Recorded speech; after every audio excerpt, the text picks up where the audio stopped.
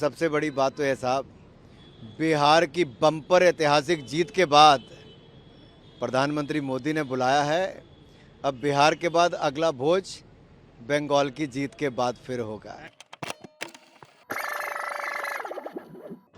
हम सभी एनडीए के सांसद माननीय प्रधानमंत्री नरेंद्र मोदी जी का आभार प्रकट करते हैं कि जिन्होंने सभी सांसदों को अपने निवास स्थान पर रात्रि भोज के लिए बुलाया है। सबको मिलने का अवसर मिलेगा, जानने का, एक दूसरे के बारे में औपचारिक रूप से हम जानते हैं, लेकिन जब दुनिया के सबसे लोकप्रिय नेता भारत के ये यशस्वी प्रधानमंत्री अपने घर पर निमंत्रण देकर बुलाएं तो आप देखिए सांसदों के चेहरे कैसे खिल रहे हैं।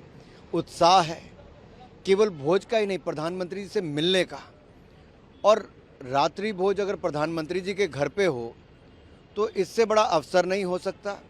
और मुझे आज भी याद है जब अटल बिहारी वाजपेयी जी और अडवाणी जी ने एनडीए का गठन किया था, बहुत अवसर मिलते थे उस समय के सांसदों को, नेताओं को एक पटल पर जुड़ने का, मिलने का, समझने का, जानने का और विचार व्यक्त करने का।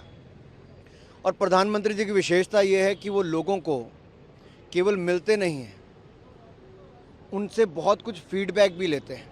जैसे सबसे कोई बजट के बारे में होगा, कोई स्थानीय समस्याओं के बारे में होगा, सरकार की योजनाओं को जन जन तक पहुंचाने के लिए जो कम्युनिकेशन की ताकत प्रधानमंत्री मोदी की है वो शायद दुनिया भर के किसी नेता की नहीं है। तो कम्युनिकेशन में कैसे सभी सांसद सरकार की उपलब्धियों को जन जन तक पहुंचाएं।